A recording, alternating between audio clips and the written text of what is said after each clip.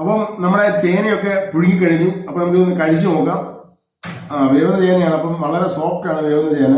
അപ്പം ഇത് പഴമുടി ചേന. അപ്പോൾ ഇത് നമുക്ക് ഉളുത്തലുണ്ടോ നമുക്ക് ആദ്യം നോക്കാം. അപ്പം ഇത് കാന്താരി സംബന്ധിയാണ്. ഇതെല്ലാം കഴിക്കുന്നുണ്ട്, എല്ലാവർക്കും അറിയാം ഉളുത്തലില്ല, രാസവളമൊന്നും ഇടാത്തുണ്ടെങ്കിൽ ഉളുത്തലില്ല. അതുപോലെ ഇത് ഉപ്പുമീനാണ്, നമ്മൾ അപ്പം അതിനോടൊപ്പം ചേർത്ത് അത് അല്പം കഴിക്കണം. ഈ ഉപ്പുമീനൊക്കെ കഴിയുമ്പോൾ പണിയൊക്കെ ചെയ്യുന്നവർ കഴിക്കാവും. കാരണം പ്രഷറൊക്കെ കൂടിയാൽ നിങ്ങൾ എന്നെ പെടാവും. ഓണമൊക്കെ ആയിട്ട് ചേന പുഴുങ്ങി തിന്നുവാന്ന് പലരും ചോദിക്കും.